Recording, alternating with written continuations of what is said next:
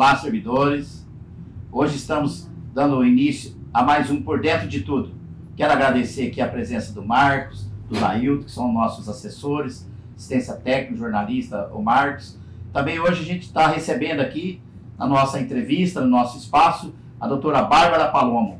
A doutora Bárbara Palomo é uma advogada da Previdência Social, tem aí o seu tempo de janela, já tem uma experiência bastante congruente nessa área, e hoje a gente vai trocar algumas conversas, algumas falas com a doutora Bárbara, para que você, servidor público, servidora pública, possa ter um pouco de conhecimento de como que está a Previdência Social do nosso país e as reformas que aconteceram durante todo esse período. Talvez você tenha alguma dúvida. E se você tem alguma dúvida, nós vamos tentar aqui hoje esclarecer para você. Vamos lá, doutora Bárbara.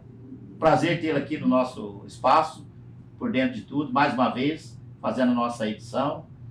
Fique à vontade, o espaço aqui agora é de você. Obrigada, Miro. Obrigado, servidores, por me receberem aqui nesse espaço, né? E vamos aí tentar falar um pouquinho, né? Não vai dar para falar sobre tudo, porque é um tema muito amplo, mas a gente vai tentar esclarecer as dúvidas do cotidiano aí dos servidores. Fala para nós aí, houve uma reforma da Previdência em 1998, ela vinha trabalhando de um jeito, aí chegou em 1998, foi feita a reforma da Previdência e ela mudou, principalmente a forma de calcular o valor da aposentadoria. Então ali houve uma série de reformas, e uma das reformas que está vindo aí já de uns anos para cá, também entrou na vida do servidor público. O servidor público, hoje, se ele aposentar, ele tem que sair. Até então, ele não precisava sair da prefeitura, dos órgãos públicos. Fala um pouco da história dessa Previdência, de 98 para cá, como era antes e depois, como que ela se dá atualmente. Então, em 98, Mira, a gente tinha houve essas alterações da lei, né? Mas era a fórmula de cálculo que vinha sendo feita, que é assim, o período básico de cálculo de qualquer benefício seria calculado de julho de 94 até o mês anterior da data da aposentadoria e calculava-se 80% dos maiores salários de benefício do segurado, né? Vamos colocar segurado porque é tanto para o servidor também é um segurado. O trabalhador comum da iniciativa segurado privada, né? Da Previdência Social. Em 2019, quando veio essa nova reforma, esse fórmula de cálculo foi totalmente alterado. Hoje é calculado com média de 100%, ou seja, não exclui mais aqueles 20% dos menores salários de benefício. Então, é 100%. Então, o servidor vai pegar lá desde julho de 94 até o mês anterior da aposentadoria e somar. Por que isso prejudica todos os segurados? Porque normalmente a pessoa começa a trabalhar e ela vai aumentando, ela vai tendo promoção, ela vai ganhando mais. Então, antes ela podia jogar fora pelo menos 20% daqueles salários menores. E hoje não, é 100% que vai ser calculado no valor do benefício. Então, isso impactou que diminuiu o salário base de cálculo dele ali. Ele não pode mais jogar fora 20%. Mas ainda existem exceções. Quando a pessoa tem tempo sobrando, então assim, eu preciso de 30 anos. A mulher, vamos pegar esse exemplo. Tem alguns casos que vai precisar de mais. Sim. Mas quando eu fui me aposentar, eu tinha 32. Então eu excedi 2 anos nesse exemplo. Então aí eu posso pegar desses 2 anos e escolher jogar fora, se for me beneficiar. Então, fora de 94. Isso. Então, você pega esses 2 a mais e pode jogar fora daquele grupo lá. Pode jogar fora o meu tempo excedente. Para que o meu salário de benefício ali tenha um aumento. Então, em todos os casos? Não, mas isso é uma regra do descarte que a gente chama. Então, tem muitos casos de aposentadoria por idade que é vantajoso jogar fora. Porque o que é mais vantajoso para mim? Jogar fora e ter um valor de benefício maior ou usar todo o meu período de cálculo e ter um benefício menor? Então, a gente tem que fazer esse cálculo e analisar o que é melhor para cada segurado, né? Entendi. Eu não Então, conhecia essa parte do descarte. É É. uma informação muito importante para você, servidor, você trabalhador da iniciativa privada, que a regra é geral, por isso que chama Previdência Geral, né? Isso influencia muito no seu valor de benefício no final de cada mês, né? Hoje um benefício também que ele é calculado em 100%, que não tem nenhuma regra de redução de fator previdenciário, porque mesmo com essa reforma de 2019, a gente continua tendo também o fator previdenciário em algumas regras de transição. E uma dos benefícios mais vantajosos é a aposentadoria do PCD, que é do deficiente hoje. Inclusive, a gente está aí com um julgamento de um tema que a reforma da Previdência não trouxe essa regra de média de 100%. Só que o INSS vem aplicando essa regra. Então, ele continua aplicando a regra do 100%, mas não está na lei. A lei fala que ainda teria que ser calculado com média 80% do salário de benefício da pessoa. Então, está tendo aí um julgamento no Supremo, vamos ver o que eles vão decidir, né? Certo. Mas a expectativa é que, para todos os benefícios concedidos nesse intervalo, aplique-se a média dos 80% e que venha uma nova lei alterando o período base de cálculo aí da aposentadoria do deficiente. Então, assim, o importante também é as pessoas saberem que deficiente não é aquela pessoa hoje em dia que tem uma amputação ou tem perca de visão. Deficientes são pessoas que têm limitações no dia a dia. Então, às vezes, uma pessoa que tem um problema na coluna, ela pode se enquadrar como deficiente. Importante. Uma pessoa que teve uma cirurgia, colocou uma prótese. Enfim, cada pessoa vai ter alguma das suas As limitações. pessoas tiveram E ela pode se enquadrar como uma limitação deficiente. reduzida, né, em virtude de algum Porque antigamente a gente saúde, enxergava, né, o deficiente, as pessoas que têm cadeira de rodas, usam cadeira de rodas, ou sei lá, né? Era uma visão mais, como que eu vou dizer? Mais visualmente falando deficiente. E não, pessoas com dificuldade de, como eu disse, teve uma cirurgia, tem uma prótese, tem uma limitação. Hoje a gente vê muitas pessoa pessoas tem que têm uma dificuldade, cirurgia né, no ombro, não conseguem erguer o braço. Essa dificuldade oculta que você não vê, né? Isso, É uma limitação oculta, né? Isso enquadra hoje na Previdência Social. Como deficiente. Como deficiente, se você está visualizando, é assim. Né? Então, importante, né? Eu acho que houve um avanço, né, doutora, nesse sentido. Houve um avanço. A gente tem aí várias novas leis da visão monocular, que é uma lei nova, que enquadra como deficiente. Então, é um avanço que as pessoas têm que buscar, porque se enquadrar na regra geral hoje, o servidor, os segurados estão tendo bastante dificuldade de atingir ali o tempo para aposentadoria. Sim, com a reforma, né? Então, de repente, doutora, é uma forma de conseguir acesso a um benefício antecipadamente. Né? Doutora, com essa abertura dessas condições, que as pessoas possam adquirir suas aposentadorias, seus benefícios, tudo englobado dentro de uma legislação, a Previdência, pelo que você conhece a Previdência, ela consegue suportar isso financeiramente falando? Você tem esse conhecimento? Por exemplo, ampliou-se, né? Eles reduziram uma base de cálculo, né, para ter uma vantagem. Ao mesmo tempo também veio essa entrada dessas outras situações, né, dos trabalhadores, das pessoas, né? Então, Núria, até essa semana passada eu estive num congresso, né? E foi falado bastante com relação aos cofres públicos, né? É legal. Esteve lá no congresso o presidente do INSS, o ministro da Previdência Social, que é essa dificuldade que a Previdência também está enfrentando com relação à arrecadação, né? Então, não adianta a gente criar um benefício sem a gente ter a fonte de custeio. Todo benefício ele tem a fonte de custeio. Correto. E hoje, com essa questão da pejotização, eu sei que não impacta diretamente com relação ao servidor hoje, mas a gente está falando da previdência de forma geral. Que se, como eles dizem, quebrar a previdência, impacta todo mundo, né?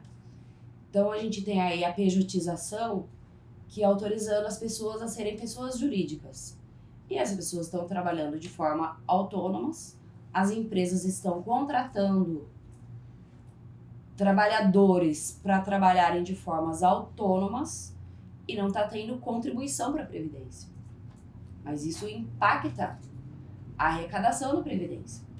Mas a vida dele pessoal também, né, doutora? Sim. Porque você não está contribuindo, não vai ter o benefício. Ele não vai ter o benefício. Então é uma coisa que realmente é... Então assim, as empresas deixando de contribuir,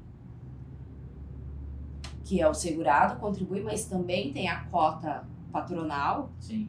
Está deixando de arrecadar para a Previdência.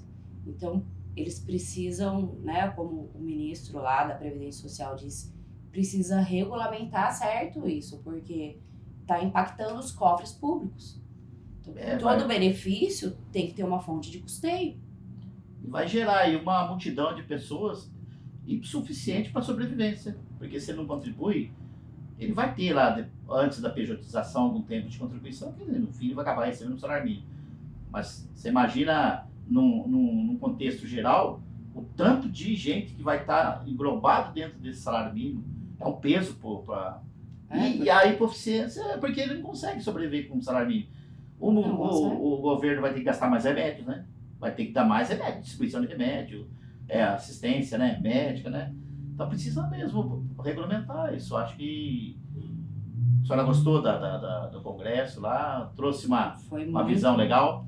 Foi muito importante, assim, em todos os aspectos, né? Tanto com relação a gente já tinha conhecimento, uma coisa assim, estudar os benefícios e tal, mas essa questão de... Mas isso saiu da voz do ministro, né? Exatamente. Então a gente ouviu o ministro, o presidente da Previdência, ministros do STJ estiveram lá. Legal. Porque a gente tem também a questão dos benefícios assistenciais, que hoje o país está com uma demanda muito alta, apesar de ser um benefício assistencial, ele é mantido pela Previdência Social. E isso tudo em razão de ausência de contribuições. Sim. As pessoas não contribuem, automaticamente lá na frente ela vai ter que pedir um benefício assistencial, porque uma hora ela vai ficar idosa. Sim. Né?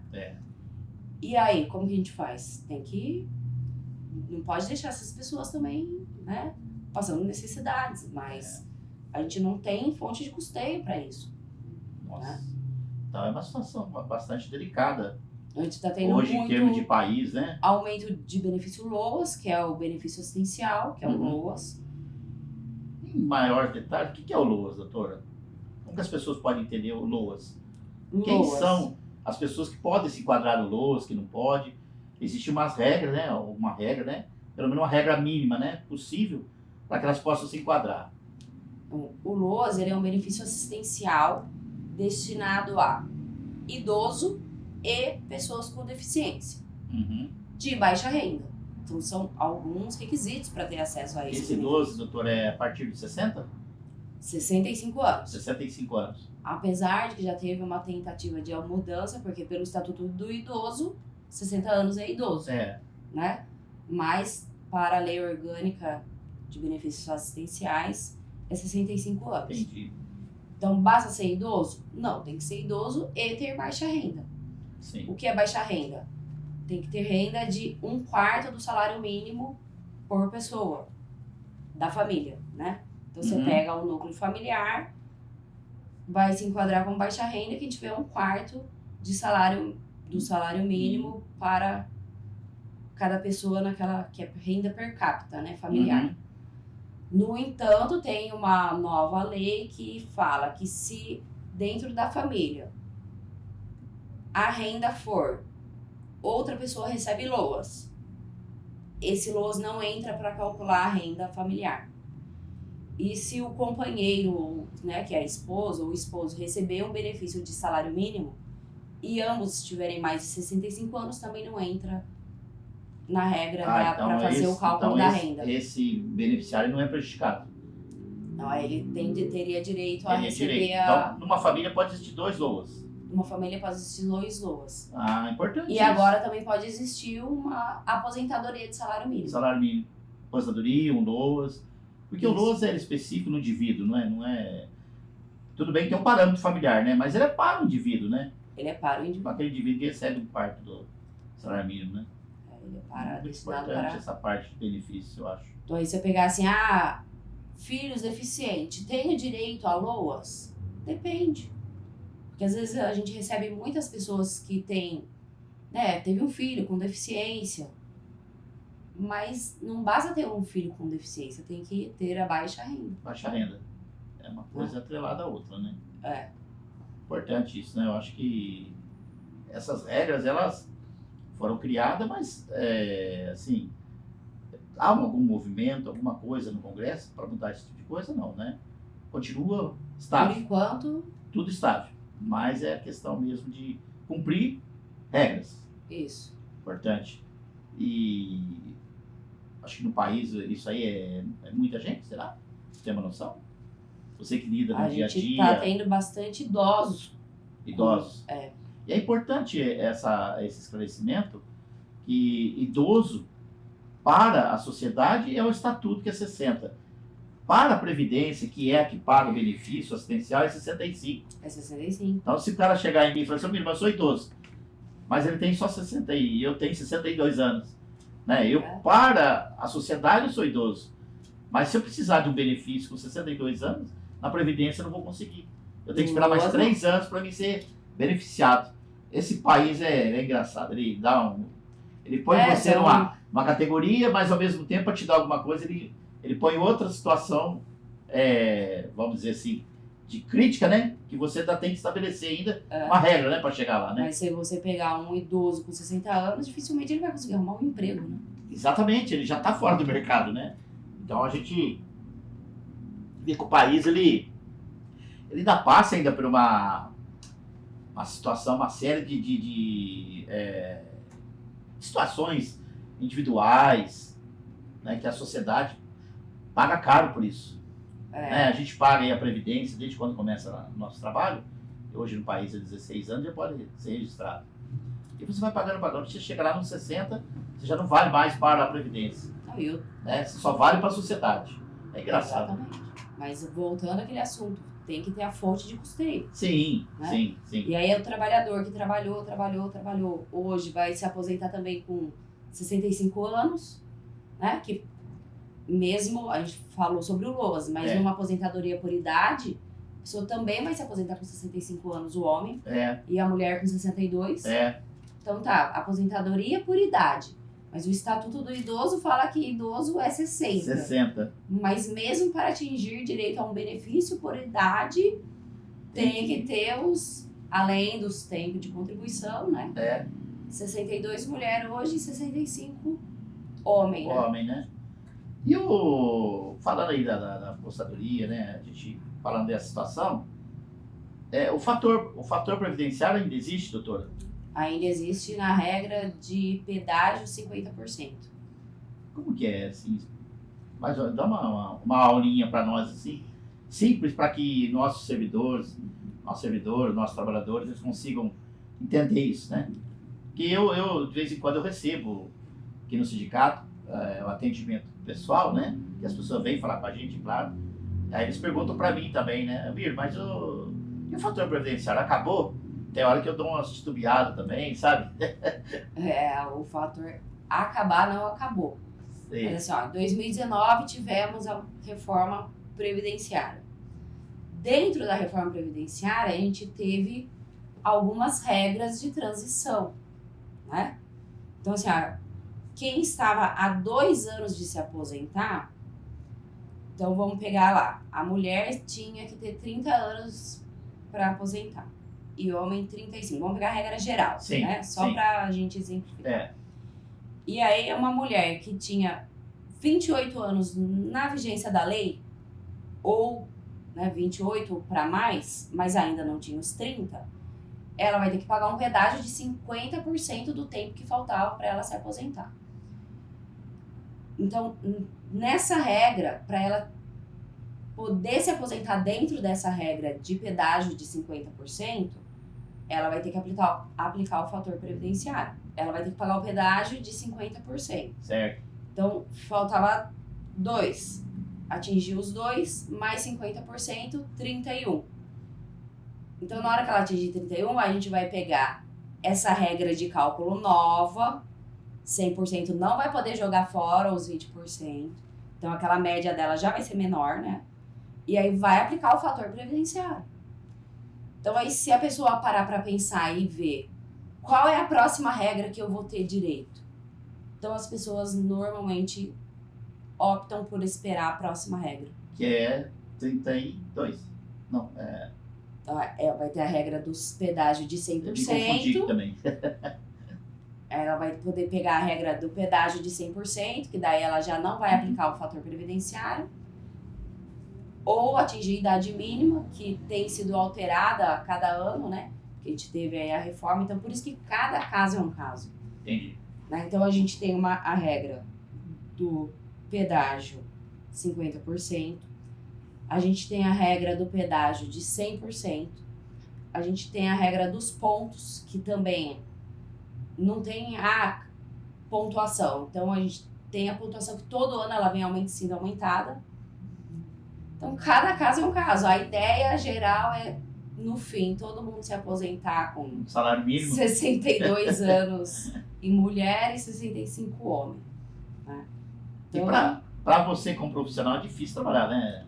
É muito cálculo, muita regra, né, doutora? muito cálculo, muita Por isso que não regra. dá para ser uma coisa generalizada, né? Olha, a regra é tal, né? Não é. Cada caso Cada é um caso tem que ser feita a contagem e tem que apresentar para o segurado para ele escolher o que é melhor para ele. Né? é. Porque assim, a gente tem aí muitos profissionais que falam assim, não, aposenta com tanto. Não, a gente tem que apresentar, ó. Hoje você chega a esse valor de benefício. Se você se aposentar daqui 3 anos, 4 anos, o valor do seu benefício vai ser outro. Sim, O que é melhor para você, segurado? ela que decida, né, doutora? É você pegar esse valor e continuar trabalhando, fazer o seu pé de meia, ou você se aposentar daqui 3, 4 anos com um valor maior de benefício. Então tem gente que prefere já ouvir isso da boca dos meus clientes. Sim, Não, eu prefiro aposentar com isso, eu não sei se amanhã eu vou estar vivo. E eu já vi as pessoas que pensam, não, eu prefiro esperar, porque lá na frente eu não vou mais conseguir trabalhar. Então aí eu vou ter que viver realmente da aposentadoria. da né? aposentadoria. Porque hoje em dia as pessoas aposentam e continuam trabalhando, porque o valor não atinge a expectativa dos segurados, né? No caso nosso, do setor público, houve uma revogação do artigo lá da CLT, que agora não pode mais, né, doutora? Na prefeitura não pode, né? No órgão público, né? Hoje, todo servidor que se aposenta, se ele usou aquele tempo de contribuição para a sua aposentadoria, ele tem que sair do setor público. Ah, tá. Então, se ele usou para cálculo, tem que sair. Tem que sair, obrigatoriamente. Mas ele tem que se desvincular daquele vínculo. Mas ele pode voltar ao setor público de outra forma. Né? Então, a gente tem muitos, né, servidores que se aposentam. Posso prestar outro concurso? Pode. Ele pode ter outro vínculo de trabalho. Aquele que foi utilizado, ele tem que sair. Certo, tem que se desligar. O que, ao meu ver, né, tem até aí uma ação de tentativa de tornar essa lei inconstitucional, que é as chamadas ADIs, porque ficou desproporcional com relação aos demais segurados. Porque no setor privado, a pessoa pode continuar trabalhando na empresa que ela trabalhava. Não é a mesma regra do setor público. Não é a mesma regra do setor público. Que antes tinha... O que acontecia? A pessoa se aposentava e ela só ia sair com a aposentadoria compulsória. Que a prefeitura ia desvincular ela da prefeitura. Salvo se ela quisesse, né? Sim, sim. E no setor privado, não. Enquanto a pessoa estivesse lá trabalhando e ativa, ela podia continuar trabalhando normalmente. Só que daí ficou agora no setor público. Por que ela não pode continuar trabalhando?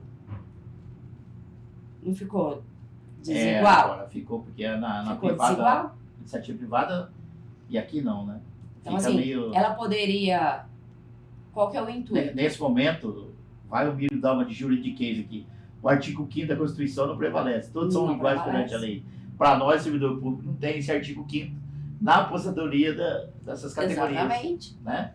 O que seria para ser igual? Ó, então você vai poder continuar trabalhando, só que você não tem mais estabilidade. Porque antes ele teria estabilidade até a idade da aposentadoria compulsória, certo? Uhum. Então, uma vez que ele se aposentou, ele perdeu a estabilidade. Mas enquanto ele estivesse ali trabalhando, ele poderia. Mas a lei não permite. Permite. Mas se fosse para tratar todos iguais, seria apenas perder a estabilidade. Enquanto estiver ali trabalhando. Muito bem. Uma coisa assim que eu vou fazer a pergunta, que é coisa antiga, né? A gente que tá aí na vida aí há muitos anos, né? E eu, de vez em quando eu já ouvi, né? Assim, olha, eu trabalhei na roça, lá na Fazenda X, isso ainda conta para a aposentadoria? Quem trabalhou lá com o patrão na fazenda, caseiro, tira além das vacas lá, todas aquelas coisas lá, isso conta ainda para a aposentadoria? Na Previdência? Conta. O difícil é as pessoas conseguirem provar. Né? Porque, infelizmente, as pessoas não têm documento. Não recolhia. Não recolhia, né? Mas o que a gente pega bastante é o pessoal que trabalhava em família, né? Grupo familiar. Então tem que ir atrás dos documentos. Era terra da família, era terra de alguém, era arrendamento de terra. Então a gente teria que pegar aí documentação. Né? Sei. Então, antigamente, o que a gente consegue... Existe uma lista de documentos, né? Dispensa de educação física da escola, da época. Mas a pessoa tem que ir lá na cidadezinha dela, que trabalhou, pegar a declaração da escola, ir atrás dos documentos da terra. Mas então existe, então isso não foi... Existe. Isso não foi revogado. Não foi revogado. Buscar, meu pai aposentou como rural. Então, vamos tentar buscar no documento que foi usado na aposentadoria desse pai, dessa mãe, para ver se a gente encontra algum documento. Então, existe. Mas sem nenhum documento... Fica mais complicado, né? Aí fica mais difícil. Doutora, também uma coisa que sempre há um questionamento, às vezes, aqui no sindicato, a pessoa sofre um acidente de trabalho, então, provavelmente, ela... vai depender do benefício da Previdência Social, né? E a gente encontra no nosso meio, às vezes o município não fornece a CAT, né? Aí eles vêm questionando a gente, atrás, e a CAT existe um prazo, 24 horas, né? Até onde a gente tem conhecimento. O sindicato, ele pode fazer essa CAT. Ele é um dos órgãos de apoio do trabalhador na confecção da CAT, para que ele possa ser atendido na Previdência? Pode. Inclusive tá, né? Era lei. Certo. Teoricamente, a obrigação de abrir a CAT é a empresa, né? Correto. Então, mas assim, o que acontece muitas vezes também é que não foi relatado para a empresa, ou a pessoa, sei lá, levou um tombo na hora, não aconteceu nada. E depois a empresa se nega a abrir a CAT, porque a CAT impacta, né, nas questões fiscais e tributárias das empresas, né? E na estabilidade. E na A estabilidade não caiu ainda, né? Não caiu a estabilidade. Exatamente. Então, assim, hoje um benefício concedido na forma acidentária impacta na questão fiscal e tributária das empresas e da prefeitura também, né? Uhum. E impacta que para o servidor a questão da estabilidade nem é tanto. Porque eles já... Servidor público dificilmente... Concursado já vem, Concursado já tem essa... Mas para o servidor, o que impacta um benefício concedido de forma previdenciária ou de forma acidentária?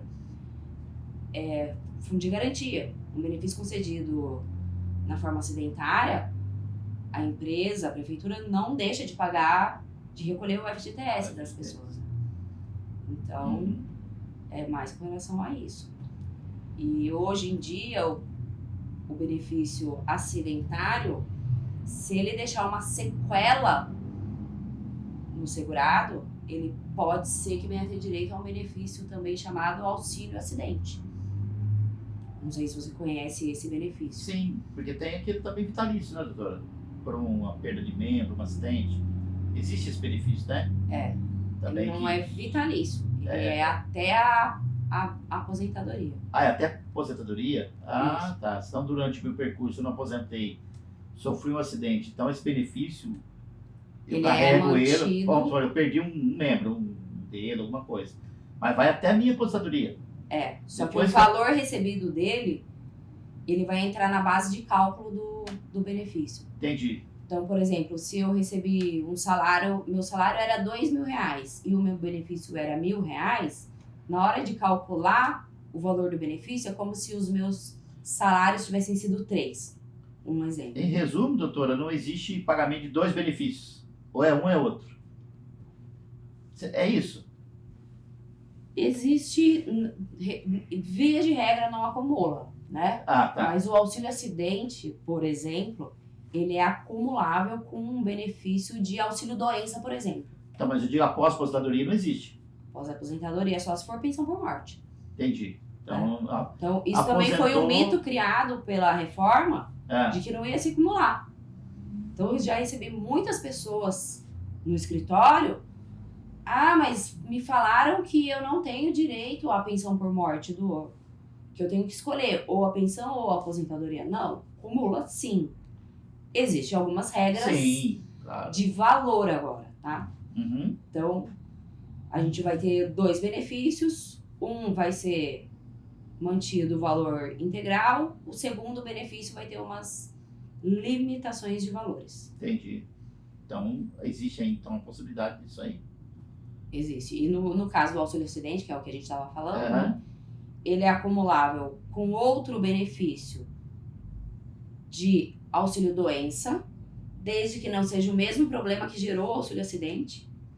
Então, por exemplo, eu recebo um auxílio acidente porque eu tive uma redução da capacidade laboral e agora eu tive um AVC. Posso acumular? Pode. Agora eu tô fazendo um tratamento de outra doença. Posso acumular? Pode. Agora é o mesmo problema que eu tive. Eu vou ter que refazer essa cirurgia. Aí não vai acumular. Entendeu? Entendi. Porque já bateu as duas coisas, né? Mesmo CID. Mesma doença. Uhum. Aproveitando, então, falar em mesmo CID, nós também, nossos atendimentos aqui, a gente bastante questionável. Eu peguei 15 dias, né, de atestado com CID e tal. Mas, de repente, no 7º dia do atestado, eu tô com outro problema. Né? Eu vou lá num outro médico, que são coisas diferentes. Aí vem o outro CID. Aí a empresa fala, ó, a partir do 16º você tem que afastar. Então, eu não consigo, naquele outro CID, passar de 15. E existe um prazo, né, doutora? Que dentro de um prazo, você pode apresentar outro CID, né? Isso existe, né? Na verdade, é assim, ó. O tempo que a empresa paga quando a pessoa se afasta é de 15 dias. Certo. Então, se dentro desses 15 dias ela pegar 2 ou 3 atestados com CIDs diferentes, 15 dias, correto, ela vai pagar. Entendi. Ela arca com 15 esse dias, afastamento. qualquer CID. Independente do CID. No entanto, passado de 15 dias, dentro de uma janela de 60 dias, a empresa manda para o INSS. Entendi. Aí já não tem mais. Mas foi outro CID, outra doença, outra questão, não importa. Dentro de uma janela de 60 dias, a empresa só paga 15. Entendi. 16º dia, vai para o INSS. Entendi. Então, se ultrapassar 1 dia, 2 dias, 5 dias, a empresa vai encaminhar para o INSS. Ah, então essa regra ela configura ainda na Previdência Social. Então, às vezes eu também atendo muitas pessoas que, mas eu afastei, depois de 30 dias veio a se afastar novamente, a empresa já mandou para o INSS. É porque a janela de tempo é de 60 dias. 60 dias. Também vou tocar num assunto que eu já convivi com isso, porque eu sou da área de RH, na minha época, quando eu era gerente de recursos humanos, né? A gente tinha as questões das readaptações de funções. Como é que está essa questão da readaptação? Eu lembro que o doente, né, o trabalhador doente, o servidor doente, ele tinha que ser encaminhado para a regional da Previdência, que nossa região aqui é São João da Boa Vista. Aí depois eles configuravam, não desvio de função, mas uma função readaptada, né, no trabalho dele. Isso também está em validade? Como é que funciona isso, doutora? Tá. Isso daí é a chamada reabilitação profissional, né? Uhum. Então, a reabilitação profissional, ela está dentro da lei previdenciária. Então, inclusive, é um dos únicos direitos da pessoa que aposenta e continua trabalhando, né? A pessoa aposenta e continua trabalhando, ela continua pagando o INSS, né? Sim. E é um dos únicos benefícios que resta ao aposentado que continua trabalhando. Que é a reabilitação profissional e o salário maternidade. Mas falando da reabilitação profissional, quem que tem que reabilitar é a Previdência Social, né? Certo. As empresas, se elas reabilitarem a pessoa por conta própria, a pessoa pode estar em desvio de função, inclusive, né? Obviamente que tem empresas que remanejam por, né, questão de preferir, porque a previdência é lenta, né? Então, como que funciona? A pessoa vai lá, bate no INSS e fala assim, eu não quero parar de trabalhar, mas a função que eu exerço eu não consigo mais. Eu preciso mudar de função. Uhum. Aí ela vai passar pela assistente social da Previdência e a assistente social vai encaminhar essa pessoa para reabilitação. Então, normalmente, algumas empresas têm convênio com a Previdência. Tem que ter esse convênio. Muitas das empresas têm esse O convênio. município também teria que ter, doutora? O município tem. Tem? O município tem. Ai, que bom. Então, aí bate lá na porta do INSS. Só que tem que partir da iniciativa do INSS, né? Então, vai chamar a assistente social, vai entrar em contato com o RH da empresa, ou da prefeitura, ou com a assistente social da empresa, ou da prefeitura, no caso, e falar assim, essa pessoa aqui não pode mais trabalhar de pé. Então, o serviço dela é serviços gerais, por exemplo, e a gente precisa colocar ela numa função que ela não fique tanto tempo de pé. Eu tenho essa função. Aí vai chamar a pessoa, aí vão alinhar ali. Certo. Aí feita a reabilitação, sai um certificado de reabilitação profissional, certifica que foi reabilitada para funções que não demandem esforços físicos, não demande caminhadas longas, não demande... Pronto, tá reabilitado. Entendi. Aí mudou de função. Quando não tem esse convênio, as pessoas, lá no INSS, muitas vezes, inclusive, encaminha para fazer cursos. Então, eu tenho clientes que foi fazer no SENAC, que foi fazer no CEGEP. O INSS que encaminha? Legal. O INSS que encaminha. Importante, eu não sabia disso, não. E enquanto a pessoa está nesse processo de reabilitação, ela está recebendo o benefício dela. Sim. Então, eu teve, inclusive, uma cliente minha que ela sofreu fraturas múltiplas, ela está concluindo um curso de administração no SENAC. Então, obviamente que quando ela concluir, ela vai pegar um certificado de reabilitação profissional. Até porque para a Previdência, doutora, é economia, né? É. Se ela não proporcionar uma reabilitação, ela vai ficar pagando esse Ela vai benefício ter aquele segurado, até dependendo da na Previdência. Previdência até a aposentadoria dele, né? Porque voltar a fazer a função que exercia antes, ela não vai ter Não vai condições. ter como. E a empresa não tinha local para realocar essa pessoa, né? Sim, sim.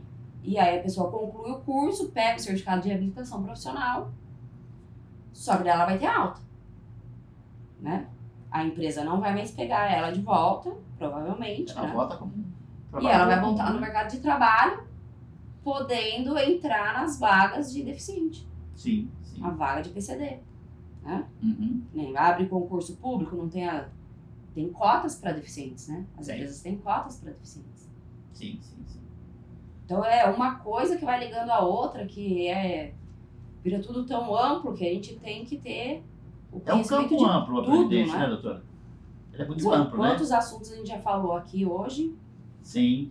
E aí você vai ver, de um auxílio doença, um auxílio acidente, a gente volta para o deficiente. É muito amplo, né, a discussão da Previdência Social, né? É bem amplo. E depois volta para a questão fiscal e tributária, porque um benefício concedido na forma acidentária impacta o direito tributário, até que teve outro dia aqui uma entrevista com um especialista de direito tributário, né? Tributário. E uma coisa vai ligando a outra, né? Uma pergunta, nós, servidores públicos, na iniciativa privada, são todo mundo seletista, a regra geral, CLT, né? Para quem sabe, é a consolidação das leis do trabalho.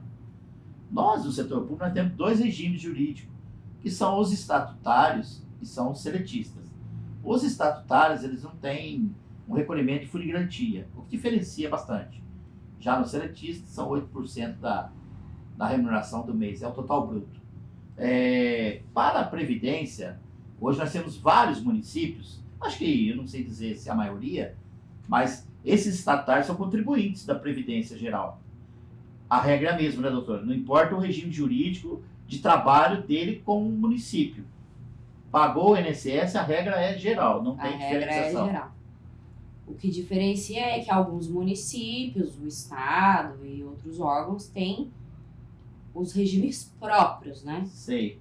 Então aí, quando não tem o regime próprio de previdência social, aí eles optam por recolher para o regime geral da previdência social. Entendi. Então é um acordo que é feito ali entre...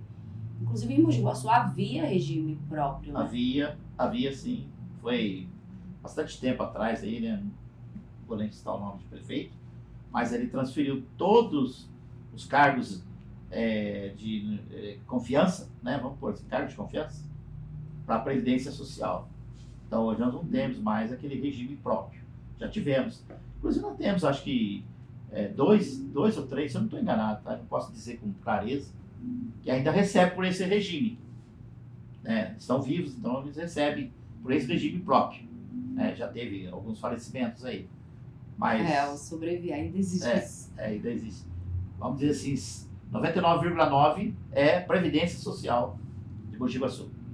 Inclusive, quando a gente vai fazer, né, já peguei casos de pessoas que trabalham na prefeitura, você vai fazer o pedido de aposentadoria, o INSS exige uma declaração do município falando que não tem regime próprio e que contribui para o regime geral. Apesar de as contribuições já estarem lá dentro do histórico previdenciário das pessoas. Mas exige ainda uma declaração. É burocracia brasileira. É burocracia. Existe lá no site do INSS, que hoje tudo que a gente faz tem que ser com a senha do Gov, né?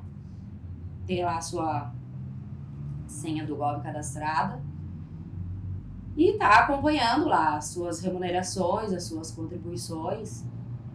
A gente tem aí que pegar o olerite, né? O famoso olerite, e ver lá qual que é a base INSS e depois acompanhar se está sendo pago corretamente, né? Porque muitas vezes, às vezes não é nem questão de falta de pagamento, é questão de transmissão, erro de sistema. Então o ideal é estar sempre acompanhando.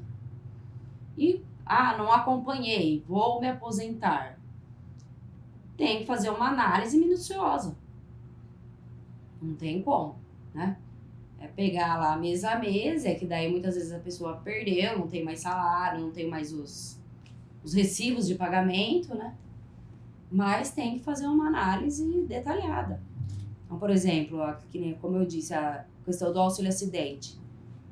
Tem que analisar, foi concedido meu benefício. Tem que ir lá ver se bateu. Meu salário foi computado com o auxílio acidente. Aí cada caso tem que ser analisado, mas tem sido bem comum a ausência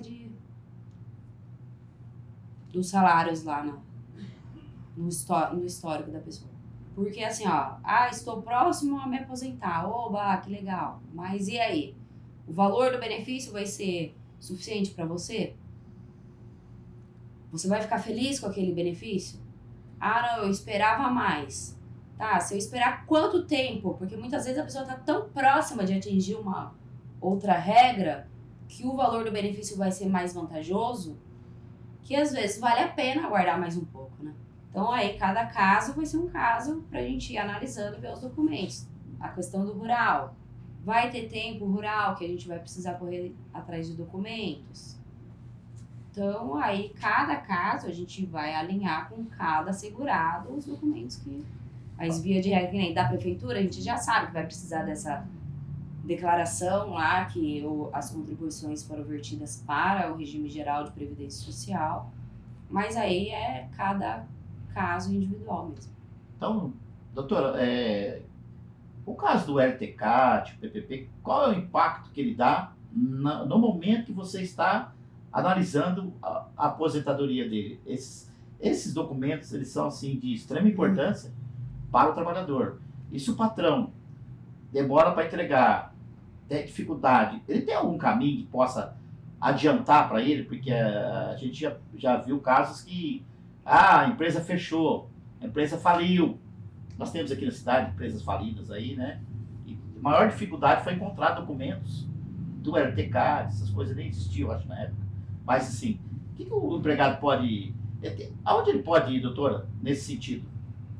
Quando acontece essa questão de empresas fechadas, que a gente não consegue documentos, aí a gente tem que ter a briga aí é longa, né? Porque daí a gente tem que ir atrás, pedir uma perícia por similaridade, que é empresas paradigmas ali, ou ir atrás de colegas de trabalho que conseguiram na época, aí fica mais complicado, né? Hoje a gente tem dificuldade, inclusive, com empresas ativas para fornecimento de documentos, tá? Nossa, então, assim, a gente briga aí por essas empresas fechadas, mas a gente tem dificuldade com empresas ativas, que entregam o PPP errado, o PPP fora, com informações que não condizem com a realidade do que a pessoa realmente trabalhou, né? Então, a gente tem que buscar, muitas vezes de forma de reclamação trabalhista, para a empresa corrigir o PPP, para a prefeitura corrigir o PPP. A gente tem casos da própria prefeitura, que eu tenho clientes, né, que trabalha como serviços gerais e no PPP não está lá descrito que ela foi exposta a agentes insalubres, que é vírus, bactérias, fungos, são agentes biológicos. A pessoa trabalha como serviços gerais numa escola, então ela limpa banheiro que é 100, 200, 300 alunos utilizando, né? Só que isso não tá lá no PPP. Então a gente tem que entrar com uma reclamação trabalhista, porque de acordo com a visão do técnico de segurança do trabalho da empresa, aquilo ali não é agente insalubre.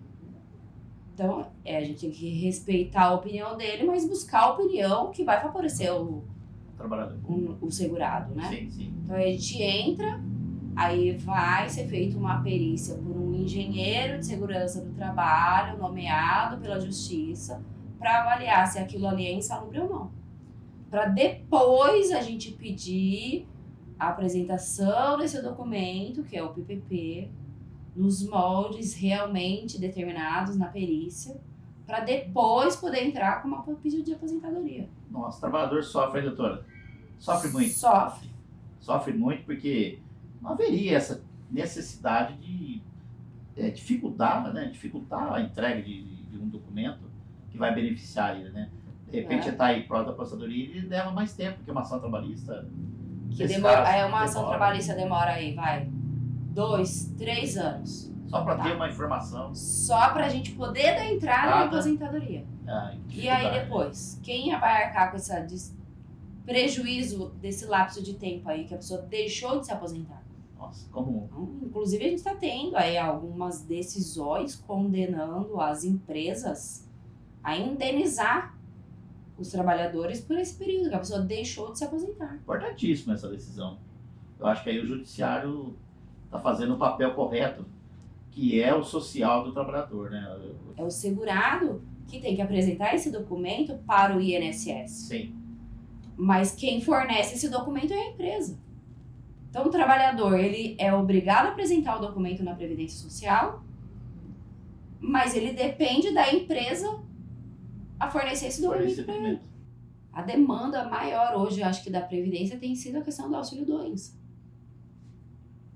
Né? Porque o auxílio-doença, aqui em Mogi Guaçu, principalmente, a gente está com a agência fechada. Os requerimentos todos têm que ser online.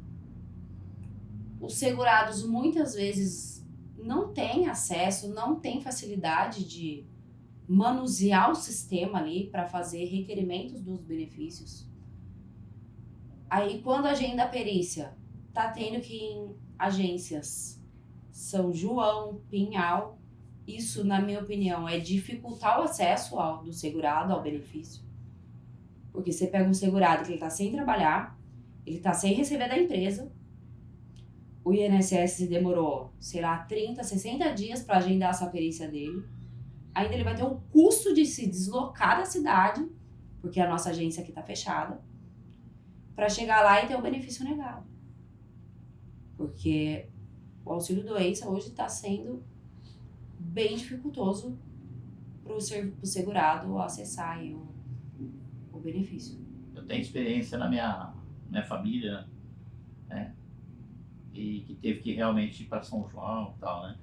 Isso aí também é uma questão. Você vê, ó, Mogi Guaçu, 160 mil habitantes. O número maior de beneficiários é bem maior que essas duas cidades. Então, como diz, né? Vai entupir lá e vai atrasar aqui, né? Sendo que aqui é a cidade de maior população, não tem um posto de atendimento, né? Uma agência, né? A gente já não tem uma sede da Justiça Federal, né? Uhum. Isso daí é uma luta, inclusive da OAB, para tentar trazer para Mogi Guaçu uma vara federal, né? Mas hoje já teve mudanças novamente. Mogi Guaçu, primeiro era encaminhado para Limeira. Primeiro não, né? Já teve São João, depois foi Limeira, depois voltou para São João.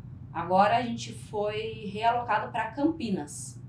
Então hoje os segurados da cidade de Mogi Guaçu está sendo encaminhado para Campinas. Tá? Então assim, além de... Aí é no caso de acesso à justiça, né? Mas no próprio INSS mesmo, o segurado de Mogi Guaçu não está tendo acesso à agência. Tristeza. Tristeza. A população tá aí, ó, esquecida. E nós temos os nossos políticos da cidade, os nossos administradores do município. Então quero chamar aqui a atenção para que nossa Câmara de Vereadores, nosso Poder Executivo, Legislativo, ajude a população. Tudo é possível. Por que não entrar em contato com as entidades superiores, quem tem o poder de decisão, para favorecer nossos munícipes, né, que nós somos aí 160 mil habitantes. E esse trabalhador que gera imposto para o município, que trabalha e fica doente, está sofrendo muito. Então eu acho que, só dando aí um recado para os nossos administradores da cidade.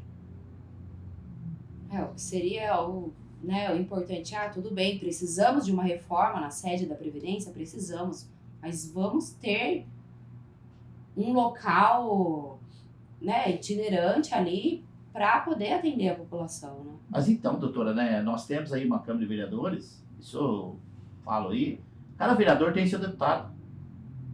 O vereador pega uma emenda, ele vai lá na Câmara, no púlpito lá, ele vira para a Câmara do estabelecimento, faz isso, ó, aqui, ó, eu consegui tanto, olha aqui, eu consegui tanto, e assim eles fazem. E esses recursos, então, tem que destinar também esses recursos, fazer um trabalho para que possa melhorar a vida do trabalhador guaçuano. Eu falo do trabalhador guaçuano porque amanhã ele pode estar doente e vai ter essa dificuldade.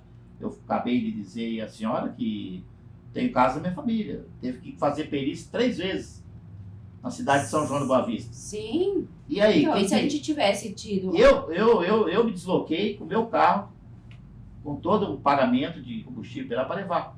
Porque não tem, minha família é tudo pessoas simples, trabalhadoras, que passam por momentos de doença. Então, assim, enquanto isso, né, a gente fica aí à mercê desse atendimento. Poderíamos ter tido a reforma do prédio, e enquanto estivéssemos em reforma, um local provisório. Substituto, né? Substituir o local. Porque né? São João, você quem vai para São João da Boa Vista tem que pagar pedágio. Tem que pagar pedágio. Então a pessoa já tá sem receber, já tá doente. É. E aí ela depende de ajuda das pessoas. De ajuda. Né? Eu vejo isso tanto que você atende. A gente vê o movimento que você tem na sua área de previdência social. É muita gente precisando de então, assim, de alguém que defenda, né, a previdência triste, social.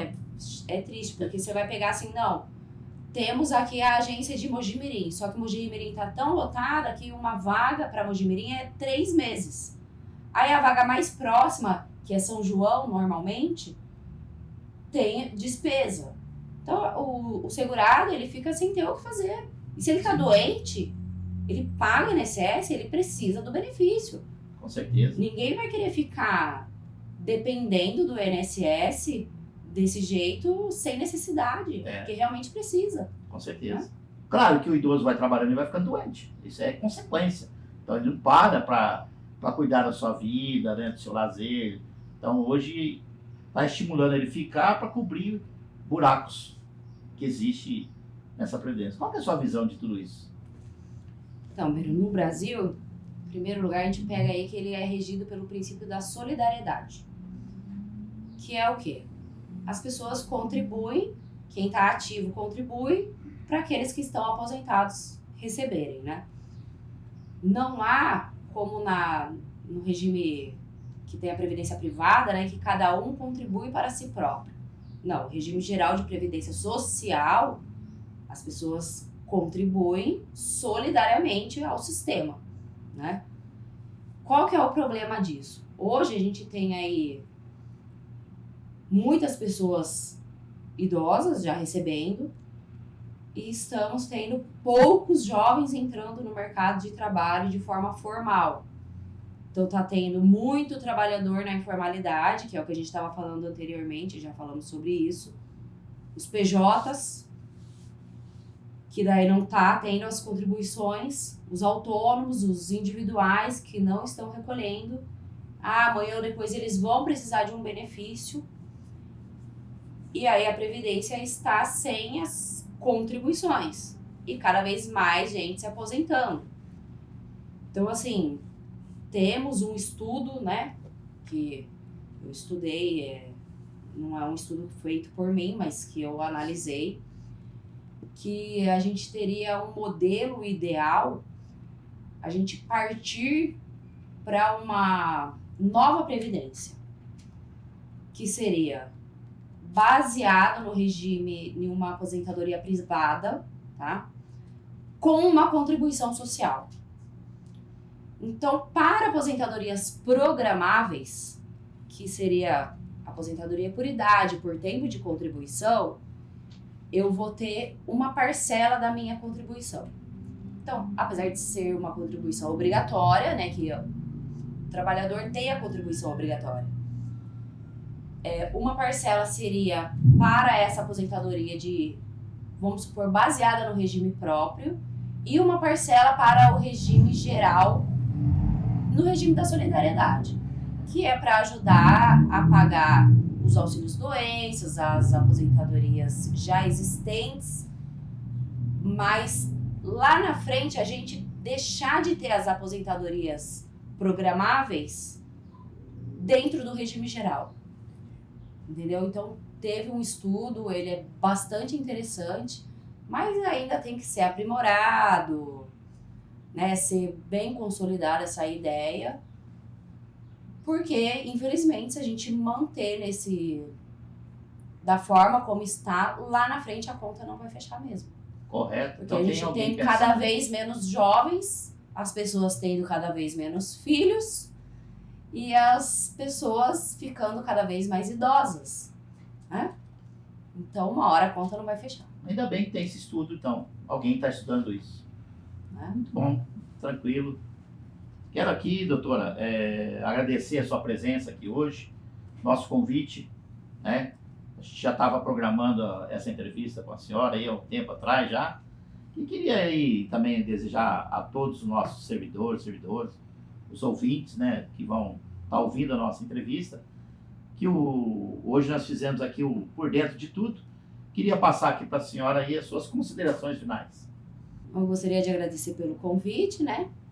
E dizer a todos os servidores que acompanhem seus extratos previdenciários, façam um planejamento previdenciário, pensem antes de aposentar, façam uma simulação, para que possam ter aí acesso ao melhor benefício da Previdência Social. E é isso.